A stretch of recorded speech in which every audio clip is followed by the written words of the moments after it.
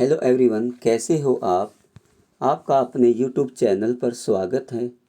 आज की क्लास में हम पढ़ने वाले हैं 10th क्लास की बुक का chapter number 6 the making of a scientist part 2 और इसके राइटर हैं रॉबर्ट डब्ल्यू पीटरसन। हमने पार्ट 1 में पढ़ा कि एब्राइट, जो कि एक बहुत ही महान वैज्ञानिक हुए हैं, जिसने हाउ द सेल वर्क नाम एक थ्योरी देकर पूरे विश्व में साइंस जगत में तहलका मचा दिया। बचपन से ही एब्राइट बहुत ही इंटेलिजेंट थे। उसकी हॉबीज कॉइन्स, रॉक्स, फॉसिल्स इकट्ठा करना था और वह बचपन से ही बटरफ्लाइज कलेक्ट करने का उसको शौक था। उसने लगभग 25 स्पीसीज ऑफ बटरफ्लाइज की इकट्ठी की। उसके पिता की डेथ के बाद उसकी माँ का वह इकलौता सहारा था। उसकी माँ ही उसकी बेस्ट फ्रेंड थी। उसने उसके लिए telescope, microscope, a book of monarch x, travel of monarch x, ये सारी चीज़ें उसको ला के दी और यही बुक उसके लिए वरदान सिद्ध हुई और उसके लिए साइंस विज्ञान का संसार का दरवाज़ा खोल दिया। चलिए देखते हैं उसने स्टोरी में कैसे और क्या क्या तरक्की की। ये हम पार्ट 2 में पढ़ेंगे। चलिए स्टार्ट करते हैं पार्ट 2 को। Then in the 7th grade, जब वो 7वीं कक्षा में पहुंचा, जब वो 7वीं कक्षा में हुआ, ही गोट ए हिंट, अब उसको एक हिंट मिला of what real science is, वास्तव में असली साइंस क्या होती है। When he entered A county science fair, जब उसने काउंटी साइंस फेयर में पार्टिसिपेट किया, तब उसको इस बात का आभास हुआ कि वास्तविक जो साइंस होती है, एक रियल साइंस क्या होती है। एंड लॉस्ट, उसने पार्टिसिपेट किया लेकिन वह कोई इनाम नहीं जीत पाया। It was really a sad feeling to sit there and not get anything while everybody else had won something. उसको वास्तव में बहुत ही दुख हुआ कि वो वहाँ पे बैठा रहा और सभी जितने भी पार्टिसिपेंट थे उन्होंने कुछ न कुछ जीता था, लेकिन एब्राइट कुछ नहीं जीत पाया और उसे बहुत इस बात का दुख हुआ। एब्राइट सेड, उसके बाद एब्राइट ने कहा, his entry was slides on frogs tissues, उसकी जो एंट्री थी वो स्लाइड ऑफ फ्रॉक्स टिश्यूज की थी। एक शीशे के यंत्र में उसने फ्रॉक को दिखाया था, which he showed under a microscope, और एक माइक्रोस्कोप की सहायता से, एक सूक्ष्मदर्शी की सहायता से उसने फ्रॉक टिश्यूज के बारे में बताया था। ही रियलाइज्ड, अब उसको आभास हुआ, that winner had tried to do real experiment, not simply make a neat display. एक साफ सुथरी डिस्प्ले करने से कोई आदमी इनाम नहीं जीत सकता है। जिन्होंने इनाम जीता था उन्होंने वास्तव में रियल एक्सपेरिमेंट करके दिखाया था। अब उसको काउंटी फेयर में पार्टिसिपेट करने के बाद इस बात का आभास हुआ कि केवल दिखाने से हम कोई कंपटीशन नहीं जीत सकते हैं, हमें उसके लिए करके दिखाना होगा, क्योंकि साइंस जो है वो करके दिखाने के लिए ही होती है, केवल दिखाने से नहीं होता है। जो चीज़ हमने दिखाई है उसको हमें करके दिखाना पड़ता है, तब जाके कोई हम किसी कंपटीशन में विनर हो सकते हैं। Already the competitive spirit that drives Richard एब्राइट was appearing, लेकिन पहले से ही जैसा कि हम जानते हैं कि रिचर्ड एब्राइट के जो स्पिरिट थी वो अपीयर हो चुकी थी पार्टिसिपेट करने की, कंपटीशन में पार्टिसिपेट करने की उसकी जो ये हैबिट थी वह बन चुकी थी। I knew that for the next years fair, मुझे इसके बारे में पता चला अगले काउंटी फेयर में, अगले फेयर में I would have to do a real experiment. अब मुझे यह आभास हुआ कि मुझे कुछ करके दिखाना पड़ेगा, कुछ जो वास्तविक चीज़ है वो करके दिखाने पड़ेगी। ही सेड, उसने कहा। The subject I knew most, जो सब्जेक्ट जिसके बारे में मैं सबसे ज़्यादा जानता था, जिसकी मुझे सबसे ज़्यादा नॉलेज थी, about was the insect work have been doing in the past several years. क्योंकि I have been doing in the past several years, क्योंकि मैं जानता था कि इंसेक्ट के बारे में मुझे पूरी नॉलेज थी, क्योंकि पिछले कई सालों से मैं उनके ऊपर कार्य कर रहा था, उनके बारे में मुझे पता था, उनकी सारी हैबिट्स के बारे में मुझे पता था। So he wrote to doctor Urquhart for ideas, उसने अपने विचारों के लिए डॉक्टर उर्कुराहट को पत्र लिखा। And back came a stack of suggestion for experiment, और जब उसने डॉक्टर उर्कुराहट को पत्र लिखा तो तब वहाँ से उसके पास मैसेज आया और उसमें कुछ सुझाव दिया गया कि आपको इस तरह के एक्सपेरिमेंट करने चाहिए। यदि आप इस तरह के एक्सपेरिमेंट करोगे, you will definitely win the prize, और आप ज़रूर ही इनाम जीत जाओगे।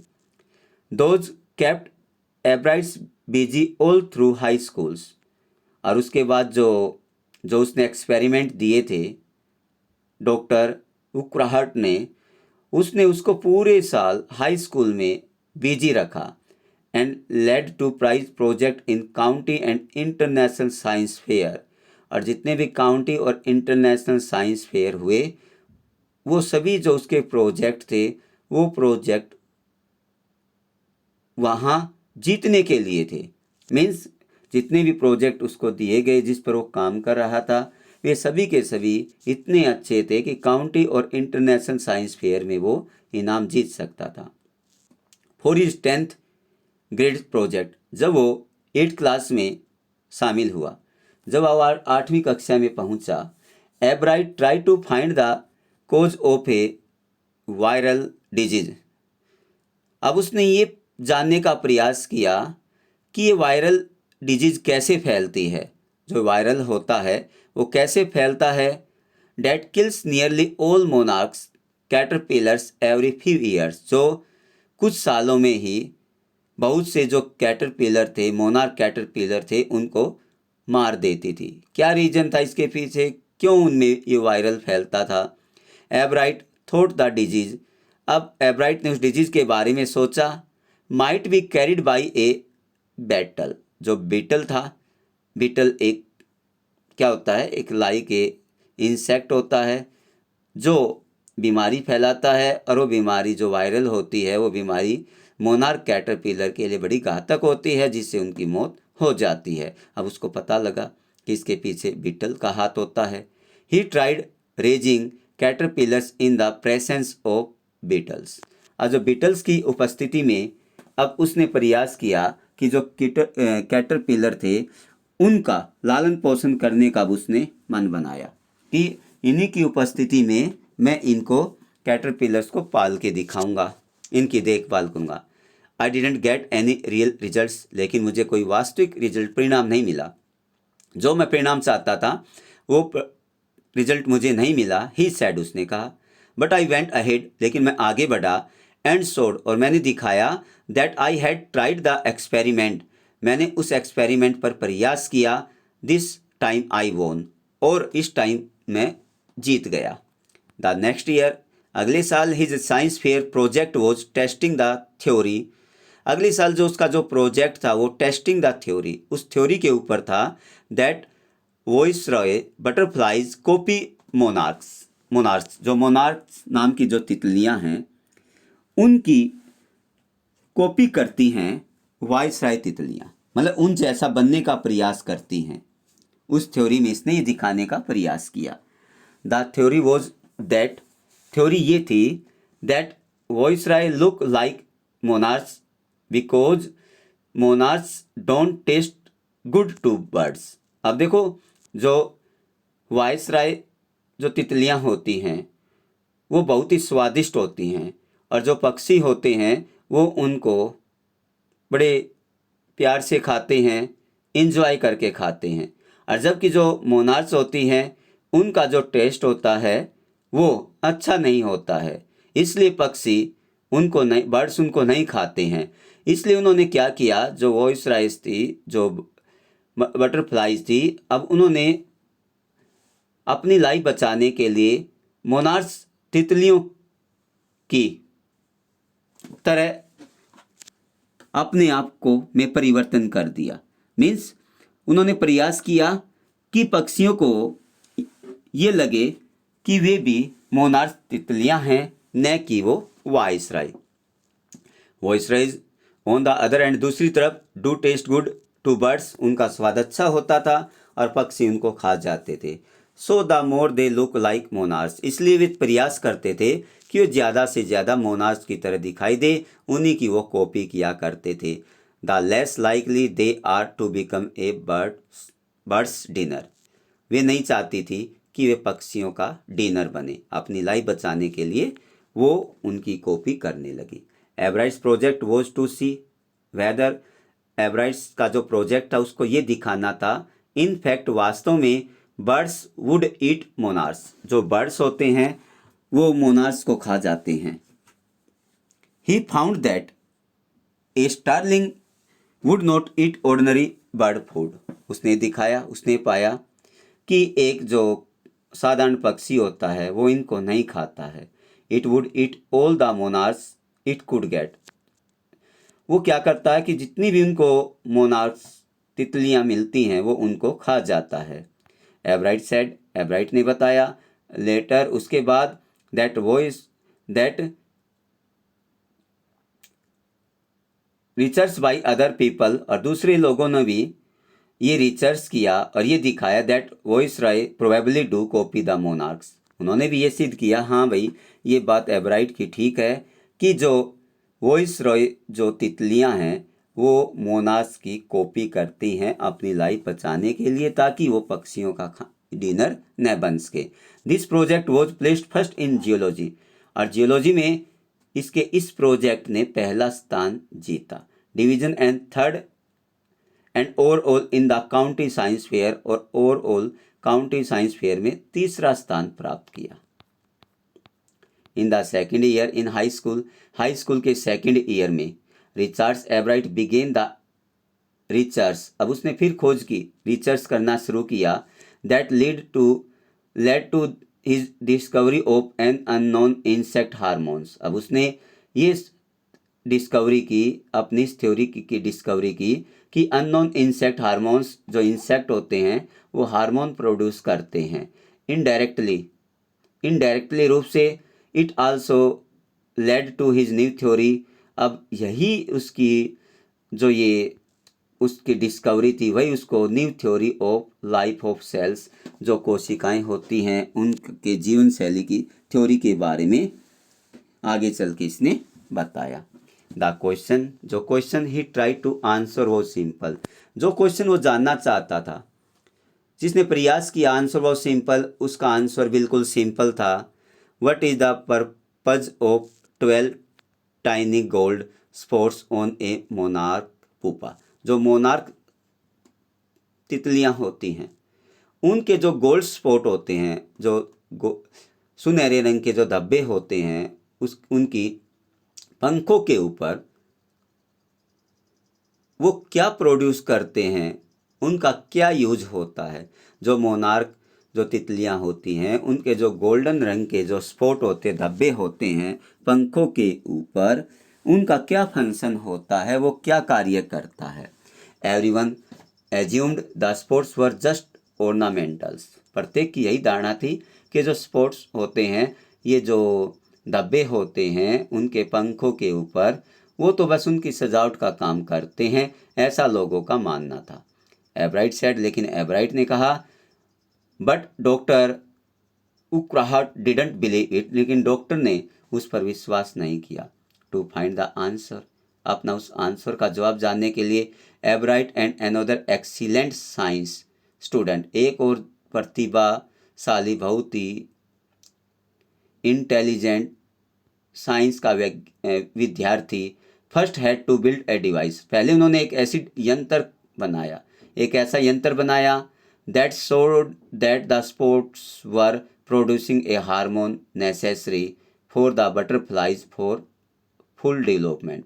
उन्होंने ये यंत्र दिलाया, ऐसा यंत्र बनाया जिसमें ये दिखाया गया कि जो बटरफ्लाइज के जो ये स्पॉट होते हैं, जो उनके पंखों के ऊपर ये जो धब्बे होते हैं, वो उनके हार्मोन्स के लिए ज़रूरी होते हैं और यही हार्मोन्स उन तितलियों का पूरा विकास करते हैं। मीन्स उनके ऊपर जो धब्बे हैं वो हार्मोन्स का काम करते हैं और हार्मोन्स बटरफ्लाई के फुल डेवलपमेंट में बहुत ही ज़रूरी होते हैं।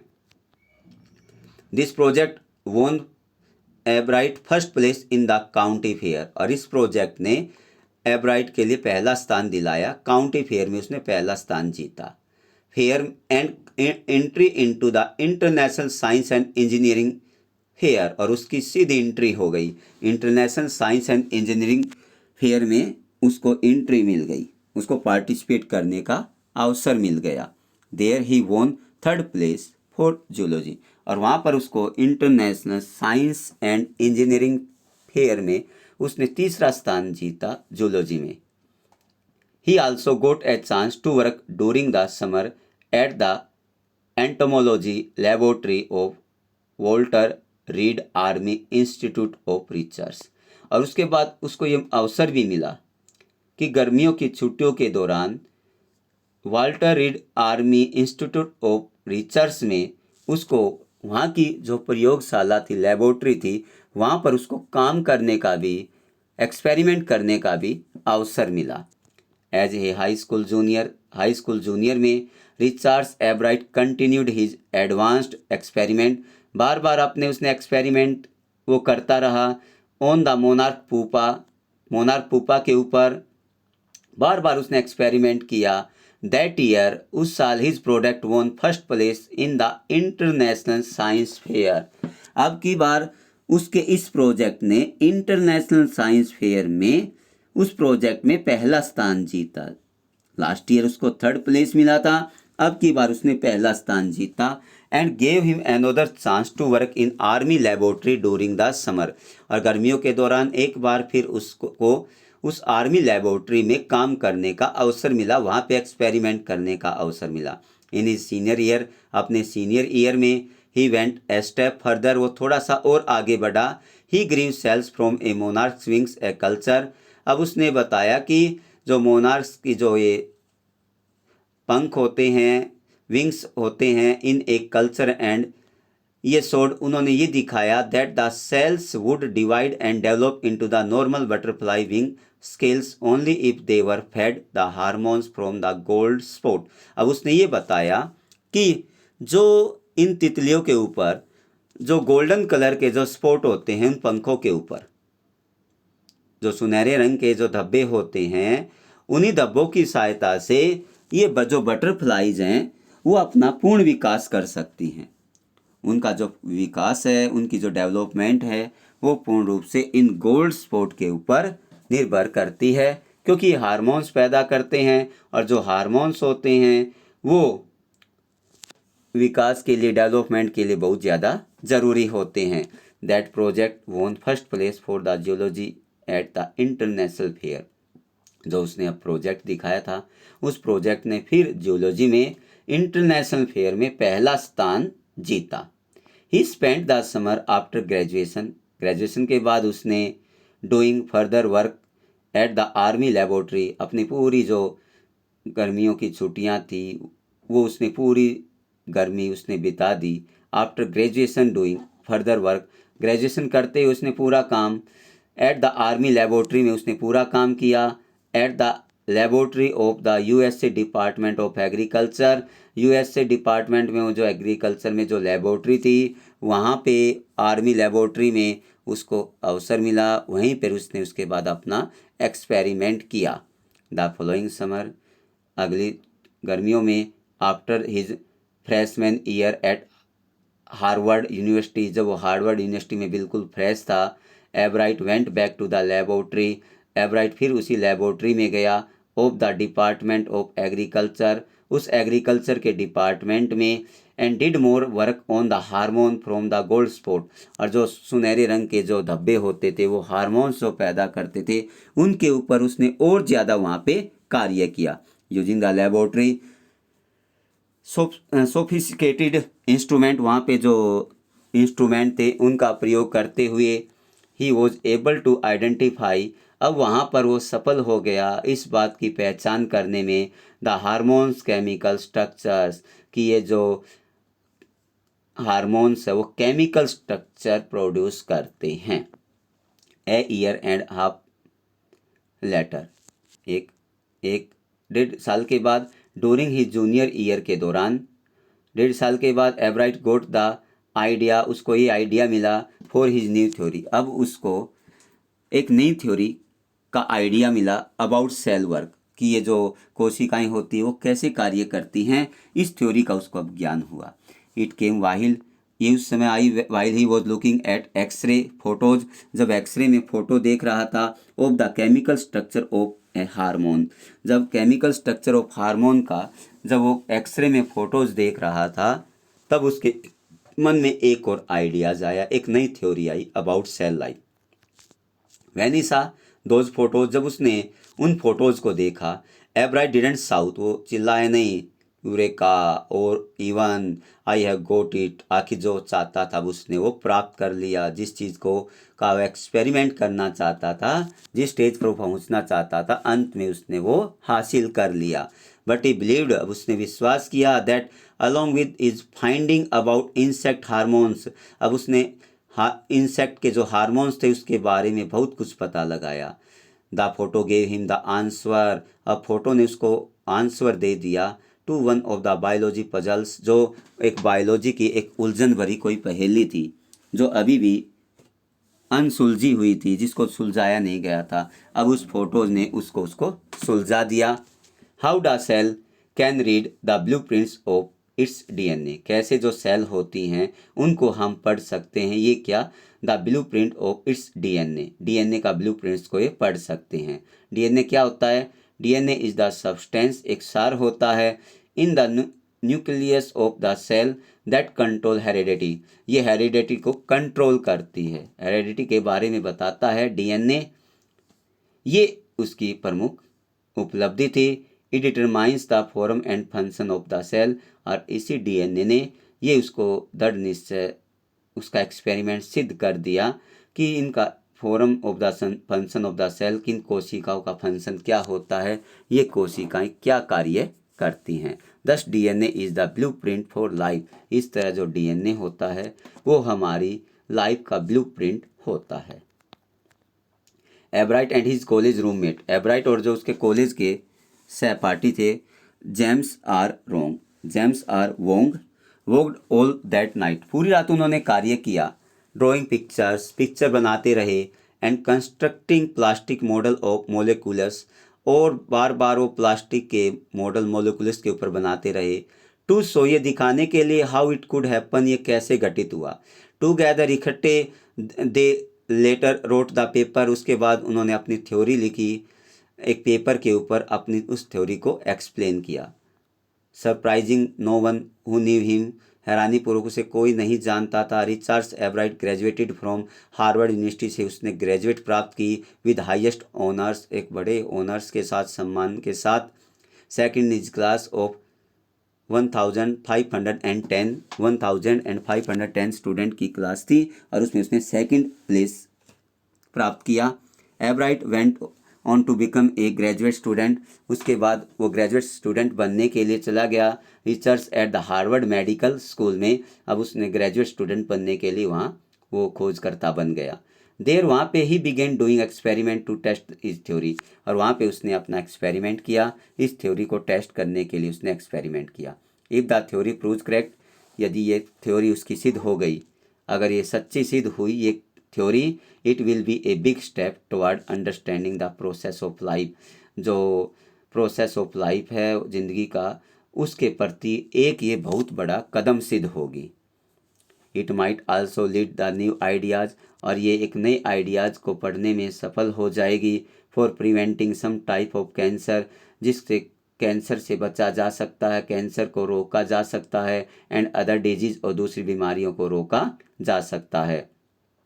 All of this is possible, और ये सभी तभी संभव था बिकॉज ऑफ एब्राइट साइंटिफिक क्यूरियोसिटी, क्योंकि उसकी बहुत ज़्यादा जिज्ञासा थी विज्ञान के क्षेत्र में, उसकी बहुत ज़्यादा जिज्ञासा थी। अगर वो बार बार एक्सपेरिमेंट नहीं करता, उसकी जिज्ञासा नहीं होती in the field of science में, तो वो कैसे इस थ्योरी को प्रूव कर सकता था। His high school research into the purpose of the spot on the monarch pupa के बारे में जो धब्बे थे eventually led him to his theory about cell life, वही उसको यहाँ तक पहुँचा के लेके गई, और तब जाके उसके मन में आइडिया जाता गया, तब जाके इसके मन में लास्ट में आइडिया आया कि ये कोशिकाएं कैसे काम करती हैं, और इस थ्योरी तक वो पहुँचा। Richard Ebright has been interested in science, वो साइंस में उसकी बहुत ज़्यादा रुचि थी। Since he first began collecting butterflies, शुरू में, हालांकि वो शुरू में बटरफ्लाइज को इकट्ठी किया करता था, but not so deeply that he hasn't time for other interest, और ये नहीं है कि वो उसके पास समय नहीं था दूसरी अपनी रुचियों को पूरा करने के लिए, वो पूरा इंजॉय करता था। एब्राइट also become a champion debater, एक वो बहुत बड़ा डिबेटर बन गया था, एंड पब्लिक स्पीकर, और अच्छा एक वक्ता बन गया था, एंड ए गुड कैनोइस्ट, और एक अच्छा नाव चलाने वाला था, and all round outdoor person, और हमेशा बाहर रहने वाला, खुश रहने वाला वो इंसान था। He is also an expert photographer, और वो एक कुशल फोटोग्राफर भी था, particularly of nature and scientific exhibit, जो भी साइंटिफिक एग्जिबिट होती थी या नेचुरल एग्जिट होती थी, उनमें वो फोटोग्राफी बड़ी अच्छी करता था। इन हाई स्कूल में Richard एब्राइट was a straight a student था वो बिल्कुल, बिकॉज लर्निंग वॉज ईजी, सीखना आसान था। ही turn a lot of his energy toward the debating, उसने अपनी पूरी एनर्जी डिबेटिंग में लगा दी थी। The model United nation club में जो डिबेटिंग होती थी उसमें पूरी एनर्जी उसने लगा दी। He also found someone to admire, और उसने पाया कोई उसकी प्रशंसा कर रहा था। Richards A Weiherr he social study teacher, उसका सोशल स्टडी का अध्यापक था, एंड एडवाइजर भी था टू बोथ क्लब, उन दोनों क्लब का। Mister Weiherr was the perfect person, Weiherr जो था एक बहुत ही परफेक्ट पर्सन था फॉर मी, मेरे लिए। He open my mind to new ideas, और उसी ने मेरे लिए मेरे माइंड में नए आइडियाज़ को खोल दिया। एब्राइट ने कहा कि ए विहेयर जो था वो उसका बहुत ज़्यादा योगदान था। Richards would always give that extra effort, हमेशा वो एक्स्ट्रा एफर्ट करता रहता था। मिस्टर विहेयर सैड ने कहा what pleased me was here, जो भी मुझे खुश करता था। हेयर वॉज दिस पर्सन, ये वो आदमी था, हु पुट इन 3 और 4 hours at night doing debate research, वो हमेशा डिबेट पर क्या करता रहता था, बोलता रहता था 3-4 घंटे, वो हमेशा डिबेट की तैयारी करता रहता था।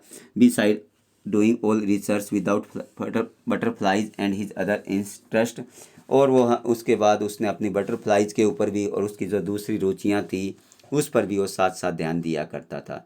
रिचर्ड्स वो द कॉम्पिटिटिव, वो रिचर्ड एक बड़ा प्रतिस्पर्धात्मक था, मीन्स कॉम्पिटिशन की जो भावना थी उसके रग रग में भरी हुई थी। मिस्टर वेयर कंटिन्यू उसने बताया, but not in a bad sense, लेकिन ये कोई बैड सेंस नहीं थी। ही एक्सप्लेन्ड, अब उसने बताया, एक्सप्लेन किया।